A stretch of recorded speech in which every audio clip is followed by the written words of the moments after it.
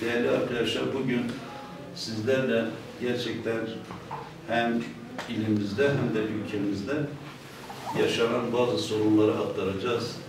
Bunlardan bir tanesi son zamanlarda siz de biliyorsunuz 10 gün önce Van'da 2 tane gencimizin uyuşturucu bağımlısı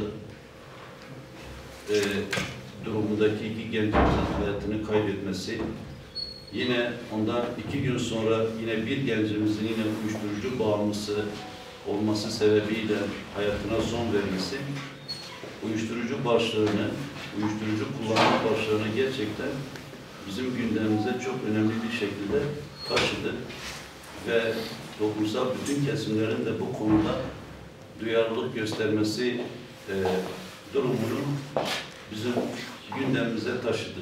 Değerli arkadaşlar, şunu söyleyelim, her şeyden önce ilimiz biliyorsunuz İran'a sınır bir il ve İran'ın yine Afganistan'a sınır bir ülke olması nedeniyle ilimizin gerçekten bütün dünyaya yayılan uyuşturucunun geçiş noktası durumunda olması bu istatistikleri daha da çoğaltıyor ve önümüze koyuyor. Bugün gerçekten uyuşturucu piyasasına baktığımız zaman trilyon dolar bir piyasadan bahsediyoruz. Kapitalist sistemin gerçekten kazanma ve para hırsı insanların yaşamını, insanların hayatlarını alt üst etme noktasında bir neden olduğunu hepimiz biliyoruz. Bir yılda gerçekten 1 trilyon dolar bir piyasası olan uyuşturucunun bütün kesimlerde ve bizim ilimizin de geçiş noktası olması hasebiyle gerçekten ilimizin gençleri üzerinde de bir sıkıntı yarattığının farkındayız. Değerli arkadaşlar, biz uyuşturucu kullanımına baktığımız zaman ve işte uyuşturucuya bulaşan kesimlerin özelliklerine baktığımız zaman mesela bir kere her şeyden önce bu kesimin genç bireylerden oluştuğunu hepimiz biliyoruz. Bir diğer şey, biz bakıyoruz gerçekten uyuşturucu kullanan gençlerin hepsinin ortak özelliklerinden bir tanesi ailelerinin sosyoekonomik durumlarının olmamasında.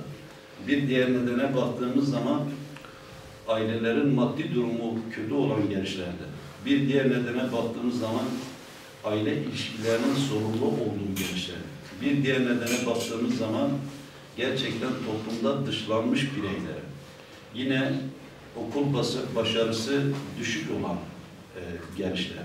Yine ailelerinin eğitim seviyeleri düşük olan gençler. Yine gerçekten her anlamda tükenmişliği yaşıyor hissinde olan gençler. Yine aileleri zorunlu göçe maruz kalmış gençler ve köy boşaltmalar, yine çekingen, yine hiperaktif özelliklere sahip olan gençlerimizin gerçekten uyuşturucuya daha çabuk ulaştıklarını hepimiz biliyoruz.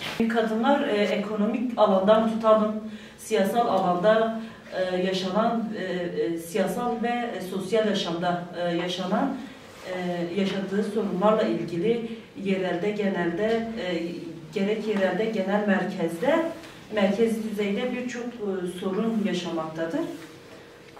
Yani buna ilişkin olarak da Türkiye genelinde kadına yönelik şiddetin önlenmediği bir dönem yaşanmaktadır. İstanbul Sözleşmesi'nin fesheden ve kadın kurumlarını kayyum eliyle kapatan AKP-MHP koalisyonunun kadınların özgür olmadığını istemektedir.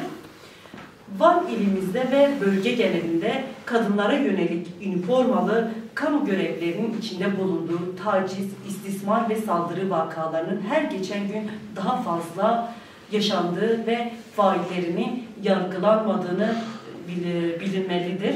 Yani yargılanmadığını hepimiz görüyoruz ve her geçen gün bu sorunlar katlanarak daha fazla olmaya başladı. Yani bunu kendi yerelimizde de her gün maalesef karşı karşıya kalmaktayız. AKP iktidarının Musa Orhan'ın Van'da iktidarıdır. Van'da çok yakın bir süre içerisinde Çatak'ta yaşanan bir çocuk istismar vakası ve Gürpınar'da yaşanan taciz vakalarının takipçisi olduğumuzu kamuoyuna bir kere daha duyurmak istiyoruz.